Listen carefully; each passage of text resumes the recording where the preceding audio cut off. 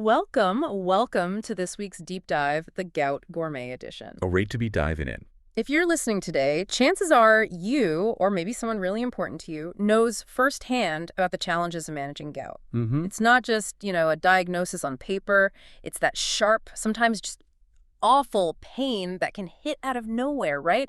Makes moving almost impossible. Absolutely, the kind of pain that stops you in your tracks. Exactly. We really get the discomfort, the swelling, even just the thought of getting off the couch, let alone trying to cook something healthy and, gout-friendly when a flare-up hits. It can feel completely overwhelming. Totally. And the mobility issues, the fatigue that just crushes you with chronic pain, it all just piles up. Makes everyday things feel like climbing a mountain. Yeah, the kitchen can suddenly feel like the last place you want to be when it should be a source of comfort. But that's exactly what we're here for today. Our mission, and we mean this with a lot of empathy, is to help transform that daily food challenge into something that feels, empowering, delicious even, and genuinely manageable. That's the goal. Using meal prepping, specifically tailored for gout relief, as a powerful tool. We want to show you that a gout-friendly diet doesn't mean bland or boring. It doesn't have to feel like just another chore on your list. Not at all. It can be vibrant, full of flavor, and actually quite easy to stick with once you get a system going. So our promise today is a clear roadmap. We want to simplify your cooking, help you save time and mental energy, and really support your joint health from the inside out. And importantly, we're getting practical. Oh yeah, we're not just talking concepts. We've got 5 fantastic gout-friendly recipes coming up. They're designed to help minimize flare-ups and give you quick, nourishing, honestly delicious options, especially for those days when standing by a stove just isn't happening. That's right. And our approach today is pretty comprehensive. We're not just giving you a list of foods to eat or avoid. Right. We want to dig into the science a bit, why these dietary choices actually matter. And then, crucially, translate that science into real, practical strategies you can weave into your life. Makes sense. The recipes we'll share are perfect examples of this in action. They really prove you don't have to sacrifice taste for health. Our aim is to give you the knowledge and the actual tools to not just manage gout, but to feel better, more comfortable, have a more predictable routine, even if mobility is a big challenge for you. Okay, love that. So let's start with the science then. Understanding the why feels like the essential first step before we get into the how of meal prep. So, basics first. Yeah. What exactly is gout, and how does our food connect to this, really painful condition? Okay. So at its heart, gout is a type of inflammatory arthritis. It's known for these sudden, really severe attacks. Intense pain, redness, swelling, tenderness in the joints. While it can affect different joints, the classic one, the one most people think of, is that sudden attack right at the base of the big toe. Ouch! Yeah, I've heard it described like that. People describe it like their toe is on fire or being crushed. It's truly excruciating pain. The root cause is something called hyperuricemia. Fancy word, but it just means too much uric acid in your blood. Okay, uric acid, I know that's key. It is. Our bodies make uric acid when they break down compounds called purines. Purines are natural substances in our body cells, and they're also in lots of foods we eat in varying amounts. Right. Normally, our kidneys filter out uric acid, but if your body produces too much, or if your kidneys don't get rid of enough, the levels build up. And then it can reach a point where it crystallizes. It forms these sharp, needle-like things called urate crystals. Microscopic, but incredibly irritating. Needles. In your joints. No wonder it hurts. Exactly. They deposit in the joints, and that triggers this massive inflammatory response from your immune system. Intense inflammation, intense pain. So it literally feels like tiny needles accumulating, setting off alarm bells. And that's where diet comes in so strongly. By managing your intake of foods that are rich in purines, you can directly influence how much uric acid your body ends up producing. Got it. So less purine input potentially means less uric acid, fewer crystals, hopefully less pain. Precisely. You're influencing the likelihood of those painful crystal formations. Okay, so that's the link. It's all about managing those purines to keep uric acid levels down. So this purine restriction idea I keep hearing about, what does that actually look like day to day? And importantly, is there solid science saying this really helps lower uric acid and bring relief? Because, you hear lots of things. Absolutely. And yes, the evidence is quite solid and continues to grow. A purine-restricted diet is exactly what it sounds like. You intentionally limit foods that are high in purines to reduce the body's overall uric acid load. Makes sense. And it's definitely not just theory. There was one really important study, often cited, that showed even just 2 weeks on a low-purine diet led to significant measurable drops in serum uric acid levels. 2 weeks? That's pretty fast. It is. It really highlights the direct and relatively quick impact that your food choices can have. It means that by being mindful about what you eat, even for a short stretch, you can actively lower the very substance causing the flares. So what kinds of foods are we talking about limiting? Generally, the highest purine foods are things like red meat, especially organ meats like liver or kidney. Also, certain seafoods, anchovies, sardines, mussels are often mentioned. And some alcoholic drinks, particularly beer, are quite high in purines. Okay.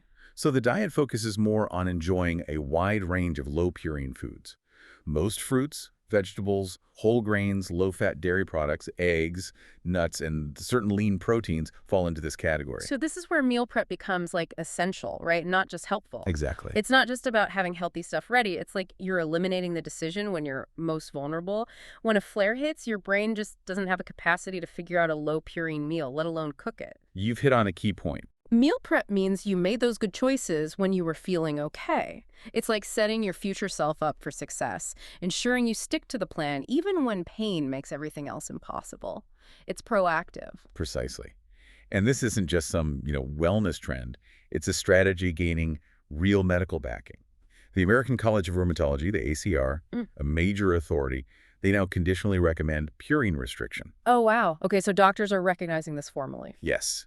It signifies this growing consensus in the medical world that diet, especially when it's planned well, like with meal prep, plays a really vital complementary role alongside medications and other treatments. It's about empowering you, giving you some control. Control is huge with chronic conditions. Okay, so on that note of proactive steps, one thing that kept popping up when I was reading up for this was cherries. Honestly, it sounds almost too simple, right? What's the deal with cherries? It is fascinating, isn't it? And such a great example of how simple food choices can have really significant long-term benefits. The research links are quite compelling. Well, one well-known study followed men over 12 years.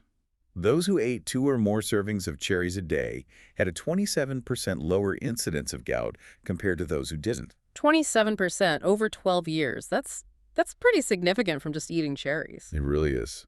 We're talking about reducing the actual likelihood of developing gout long-term, not just easing a current flare.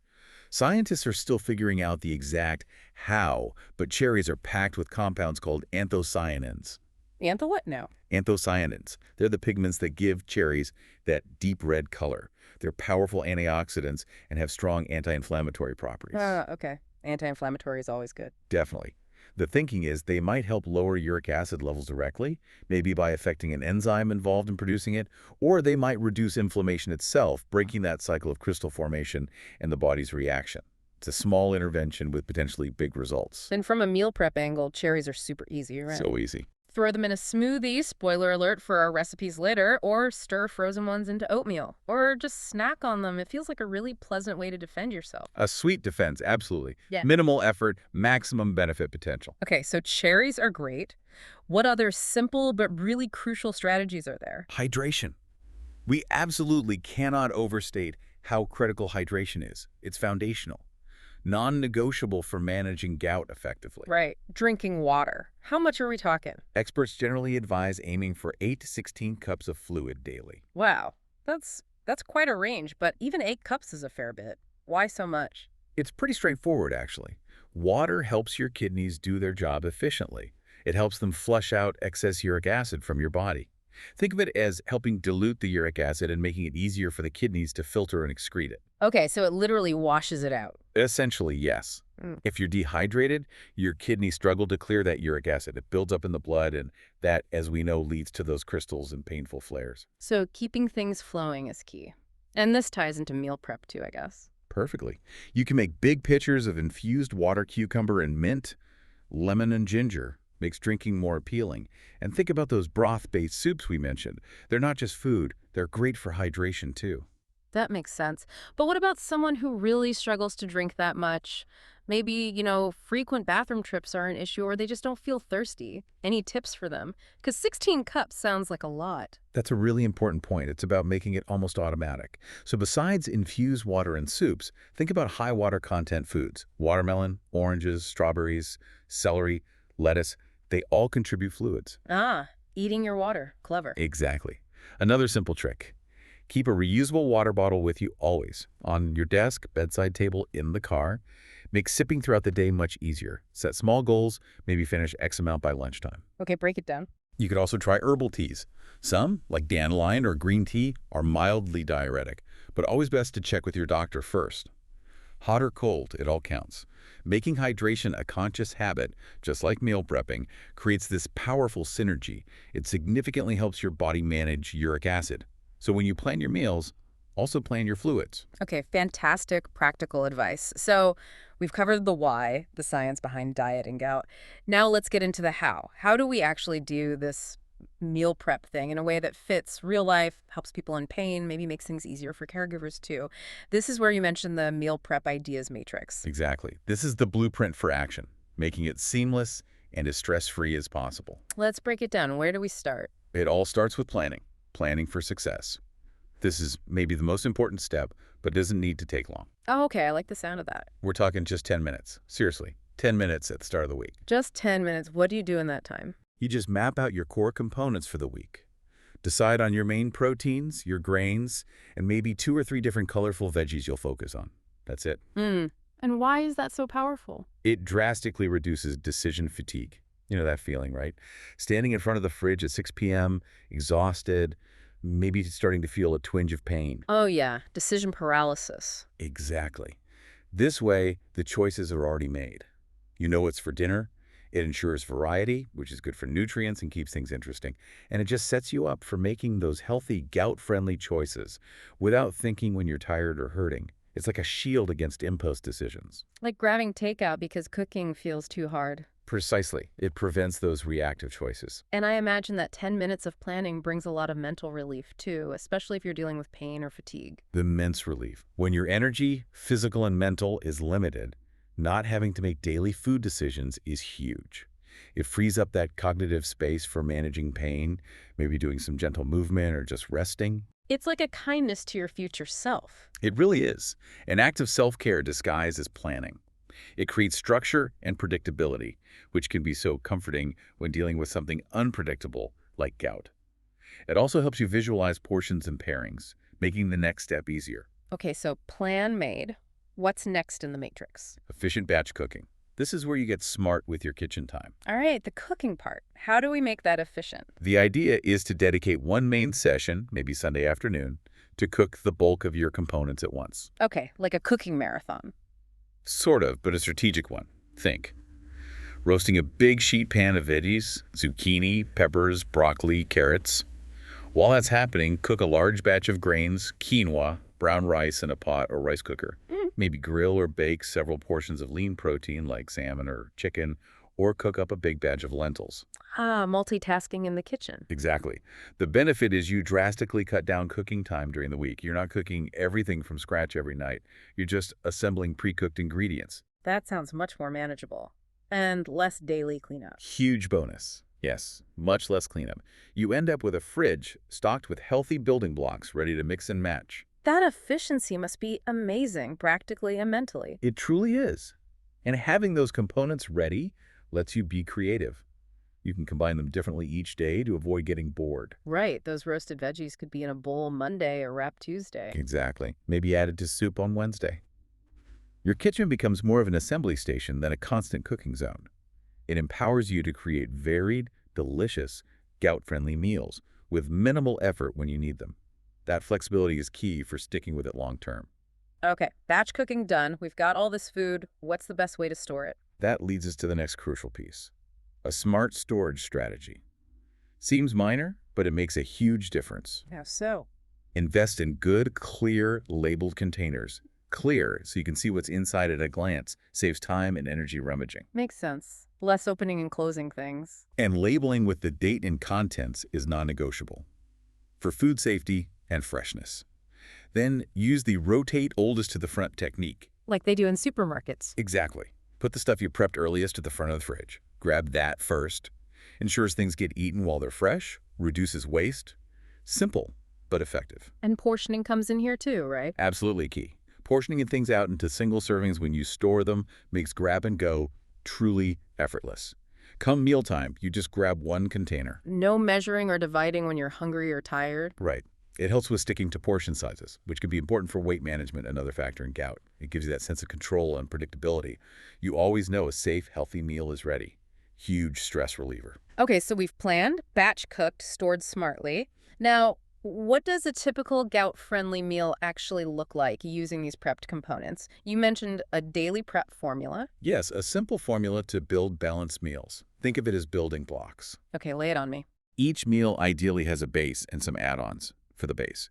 Yeah. Aim for about 1 serving of a cooked, low-purine grain. That's roughly half a cup of something like quinoa, brown rice, or foro. Got it. Grain base. Pair that with about 3 ounces of a lean, gout-friendly protein.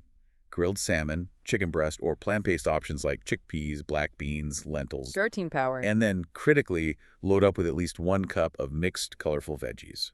Those roasted ones we talked about, zucchini, peppers or steamed broccoli, spinach, green beans, that's your foundation. So grain plus protein plus lots of veggies. Seems balanced. It is. These base components are chosen carefully. Complex carbs for energy, lean protein for fullness and muscle, tons of vitamins, minerals, and fiber from the veggies. It aligns perfectly with dietary advice for managing uric acid and reducing inflammation. And the fiber is good too, right? Crucial. Fiber helps digestion, blood sugar control, keeps you full, all indirectly supportive for gout management. Okay, so that's the base. What about the add-ons, making it tasty? Exactly. This is where you customize and boost flavor without derailing your goals. Add healthy fats and flavor boosters. Healthy fats like? Maybe half an avocado for creaminess and good fats. Mm. Or a tablespoon of extra virgin olive oil drizzled over everything. These fats help you feel satisfied and manage inflammation. Nice. And flavor. We're avoiding salty sauces, right? Definitely. Skip the high sodium, processed stuff. Instead, reach for fresh herbs, chopped dill, cilantro, parsley. Or use a teaspoon of a low-sodium spice blend. A squeeze of fresh lemon juice or a splash of apple cider vinegar adds brightness too. So putting it together, like maybe the batch-cooked quinoa, some grilled salmon, scoop of roasted peppers and zucchini, then a drizzle of olive oil and fresh dill. Perfect example. Or brown rice with chickpeas and steamed broccoli, finished with lemon juice and an herb blend. It's about mixing and matching these healthy prepped elements in simple, delicious ways. Infinite possibilities, really. This actually sounds doable and tasty. Takes the guesswork out. That's the idea. Ensure nutritional balance. Stick to gout-friendly principles, but without making meals complicated or boring. The healthy fats also provide those essential fatty acids that help reduce inflammation systemically, benefiting overall joint health. It's nourishment that's actively therapeutic. Okay, let's talk timing. How do we structure these prep sessions, especially if energy levels fluctuate? You mentioned timing wins. Right. It's about fitting prep into your rhythm. We strongly recommend a main Sunday batch prep session. Your big cook-up. Exactly. This is where you do the bulk of the work. Roasting veggies, cooking grains, preparing proteins. This sets you up with meals and components from Monday through Wednesday, roughly. Front load the effort so the start of the week is smooth sailing. Makes sense. But what about later in the week? Food freshness. Variety. That's where the midweek refresh comes in. This is a shorter session, maybe just 20-30 minutes, say Wednesday or Thursday. What do you do in the refresh? Quick things. Restock perishable items like fresh greens. Maybe boil some eggs or whip up a quick tuna salad, or even just chop some fresh veggies for snacking. It ensures you have fresh, appealing options for Thursday, Friday, the weekend. Prevents food boredom. I like that flexibility. Sunday prep, Wednesday refresh. And it's totally adaptable.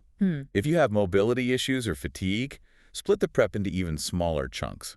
Maybe chop veggies one day, cook grains the next. The system should serve you. That's really important, making it sustainable. Exactly. It accommodates your needs, prevents burnout, and having those first few days covered by the Sunday prep gives you a buffer if even the midweek refresh feels too much. It's a safety net, ensuring you stick to your diet without added stress. It's a system built for support. Okay, one last piece of the how puzzle. Navigating the grocery store. How do we make smart choices there? You called it smart ingredient picks. Yes, like a traffic light system for your shopping list. Green, yellow, red, to make shopping fast and effective. Green light means go. Absolutely. Green light items are your convenience heroes, packed with nutrition. Think pre-washed greens, spinach, kale, mixed salads, ready to go. Love those bags of greens. Frozen veggie blends picked ripe, flash frozen, no chopping needed, just steam or roast. Frozen veggies are underrated. Totally. Also, pre-chopped fresh veggies, canned beans, just rinse them well, plain frozen fruits like berries or those all-important cherries. These make life easier. And nutritionally, they're still good, like frozen stuff. Often, yes. Frozen veggies can sometimes retain more nutrients than fresh ones that have traveled far. They're cost-effective, nutrient-dense ways to get your vitamins, minerals, fiber. They simplify healthy eating without compromise. Okay, green lights are good. What about yellow? Proceed with caution. Exactly. Yellow light items are okay sometimes, but you need to be mindful and check labels carefully. Like what? Maybe pre-marinated meats or chicken. Convenient, but you must check the sodium content. It can be really high. And some marinades have hidden sugars or other things you don't want. Ah, the hidden stuff. Label reading is key. Crucial. Same with single-serve salad dressings. Handy for lunches, but check ingredients for sugar, unhealthy fats, sodium. Use them sparingly. It's about informed convenience. So pause and read before you toss it in the cart. Precisely. A quick scan of the ingredients and nutrition facts can save you from accidentally undermining your efforts. Avoid hidden purine additives, excessive sugar, sodium, inflammatory oils. Make sure convenience doesn't compromise your strategy. Got it. And red light. Total avoid. Generally, yes. Red light items are best left on the shelf for a gout-friendly, healthy approach. This includes most individually wrapped snacks. Like chips, crackers, cookies. Yeah, they seem convenient, but they're often highly processed, full of refined sugar, unhealthy fats, loads of sodium. Little nutritional value, can promote inflammation, may contain ingredients that mess with uric acid levels, empty calories. Makes sense. What else is red light? A big one. Yeah. Any prepared meals or components older than 7 days. Food safety first. Even if it looks okay. Even then, the risk of bacteria grows, nutritional quality drops. It's always better to make a fresh batch or grab something from your frozen stash, those green light heroes, than risk getting sick or eating subpar food. Okay, that 7-day rule is important. Safety first. Absolutely. Yeah. Sticking to these red light warnings protects your health and the integrity of your diet. Processed snacks can undo your hard work by fueling inflammation. And respecting the 7-day limit ensures you're eating fresh, nutrient-potent food that supports your body, not risks it. Consistency and safety are paramount. Okay, wow. That's a fantastic breakdown of the strategies. So now, the fun part. What does this actually look like on a plate? You promised us 5 delicious, simple meal prep ideas. Yes. Time for the recipes. And I want to stress again, these are designed for simplicity and accessibility. No fancy chef skills needed, especially keeping mobility and fatigue in mind. And importantly, not bland. Definitely not. This is where we bust that myth. Gout-friendly food can be and should be vibrant, flavorful, satisfying. These recipes are strategies for managing pain and boosting health, but they taste great too. Awesome. Let's dive in. Recipe number 1. Let's start with a refreshing boost. The Cherry Berry Smoothie Boost. Yeah. Super easy, great for mornings or snacks. Okay, sounds good. What's in it? You need half a cup of cherries, fresh or frozen, work great. Half a cup of blueberries, a 1/4 cup of plain Greek yogurt, 1 tablespoon of chia seeds, and 1 cup of water. Simple ingredients.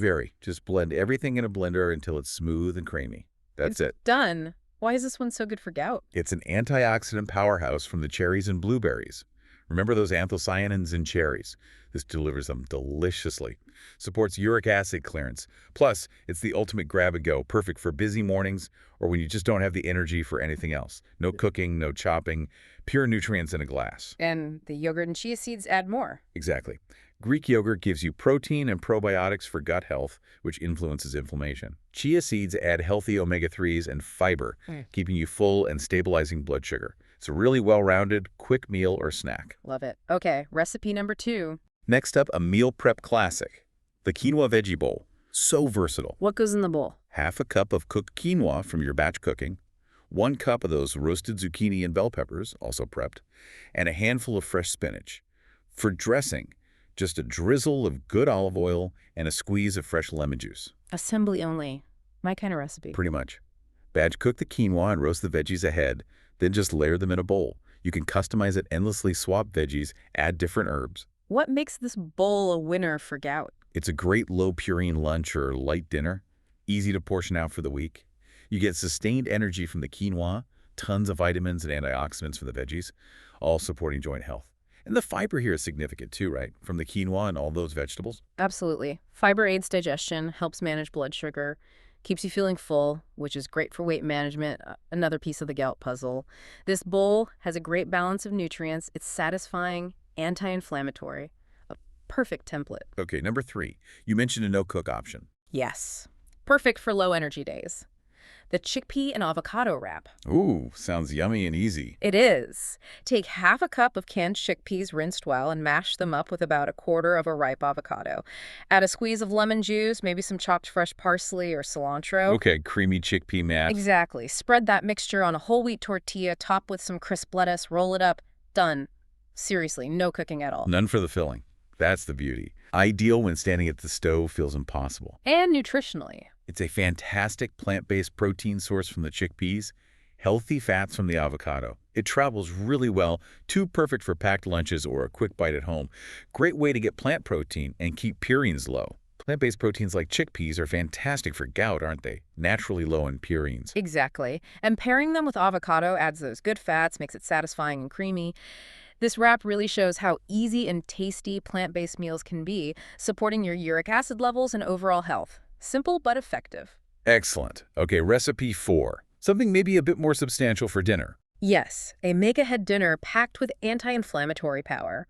Herb grilled salmon and asparagus. Classic combo. How do we prep it? Take a 3-ounce salmon fillet. Season it simply maybe some dill, lemon juice. Grill it or bake it alongside some asparagus spears. And the meal prep angle. You can easily cook several portions of salmon and asparagus at once during your batch cooking session, then just portion them into containers for easy reheat meals later in the week. And salmon is famously good for you. Oh yeah, it's loaded with omega-3 fatty acids, EPA, and DHA.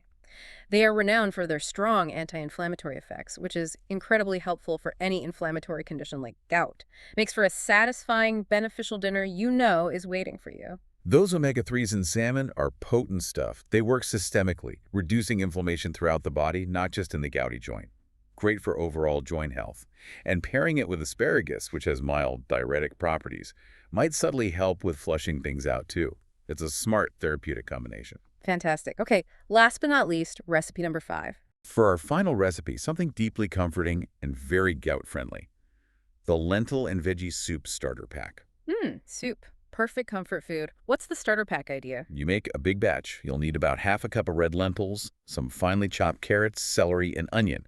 Your classic mirepoix simmered in vegetable broth. Simple soup base. Very. Cook a large pot, let it cool slightly, then divide it into individual microwave-safe bowls or containers. That's your starter pack, ready to reheat. Brilliant. So it's ready to go when you need it. Exactly. It's incredibly warming and comforting, especially if you're feeling unwell or having some gout discomfort. It's gentle, easy to digest, highly gout-friendly, perfect, quick weeknight meal. Just microwave and eat. So soothing when you're not feeling great. And lentils are another fantastic plant-based protein, right? Plus fiber. Absolutely. Very filling, nutritious, low in purines. And all that broth and the water and the veggies really boosts your fluid intake, which we know is so important for flushing out uric acid. This soup is more than just food. It's like a therapeutic ball of warmth supporting your body's efforts. Comforting, hydrating, strategic. Those 5 recipes sound amazing, simple, delicious, and totally doable. But you mentioned the benefits of meal prep go beyond the food itself. They really do. There are some powerful, maybe unseen advantages. Like what? Well, first, the time savings. We found this fun fact. Just prepping lunches can save you up to 12 hours a month. 12 hours, wow. Right, that's half a day. Time you're not spending deciding what to eat, waiting for takeout, doing extra cleanup, it adds up. That's time you get back for rest, exercise, family, hobbies, whatever recharges you. Optimizing your time. And beyond the clock, there's the mental side, right? The reduced mental load. Huge. Managing a chronic condition like gout, especially with pain and fatigue, your brain is working overtime already. Making constant food decisions, is this safe? Is it quick? What can I manage? It's draining. Meal prep just lifts that burden. Frees up so much mental energy. Exactly. More clarity, less anxiety, less daily stress. That freedom from food decisions is invaluable when you're dealing with chronic pain. It brings calm, predictability, like telling your future self, don't worry, I got this. That sense of control is so important. And that brings us to something really crucial. Support for caregivers. Ah, yes, very important. If you're caring for someone with gout, these strategies are a game changer. It simplifies meals, ensures your loved one gets good, consistent nutrition without adding a massive burden to your plate. Take some pressure off the caregiver role. Totally. Imagine having an extra hour to spend with them, resting together instead of stressing over dinner. It's a practical way to show care, providing healthy, gout-friendly food without the daily struggle. Peace of mind for everyone. It fosters a more sustainable system of care. Caregivers can focus energy elsewhere, knowing nutrition is handled. It helps prevent burnout and improves quality of life for the whole household, empowers better, more sustainable care. Absolutely. So before we wrap up, let's just circle back and challenge those old ideas, build some hope. We had a little pitch and joke about this. Go tell. I told my gout-friendly chef I needed meal prep ideas. Yeah. He said low purine or high five. Turns out both work if you keep it simple. Huh. I like it. Silly joke, but the message is serious.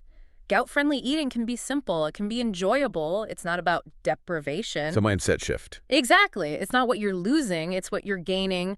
Wellness, flavor, comfort, control. It's making smart choices that reduce suffering and enhance well-being. It's an empowering path forward. And that really leads to a final thought, something for you, our listener, to consider. How might consistently feeding your body these simple, strategic, delicious meals transform things? Not just your physical health, your uric acid, your joints, but how might it ripple outwards? Affect your overall outlook, your daily energy, that sense of control we talked about. Think about the long-term impact of this consistent, mindful effort. How could it uplift your whole life, make you feel more vibrant, capable, and hopeful every day? That's a powerful question to reflect on. And with that, we're wrapping up this deep dive on gout gourmet meal prepping.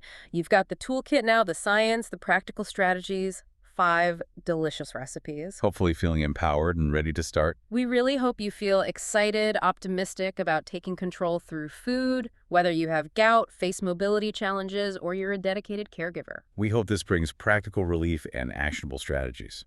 So what stood out most to you from today's deep dive? Take a moment to think about that. And if you found this helpful, please subscribe to the deep dive wherever you get your podcasts so you don't miss future episodes. We'd love to have you join us again. Join us back here next week for another deep dive into a topic that truly matters. And remember, with every mindful bite, you are taking a powerful step towards a healthier, more comfortable future.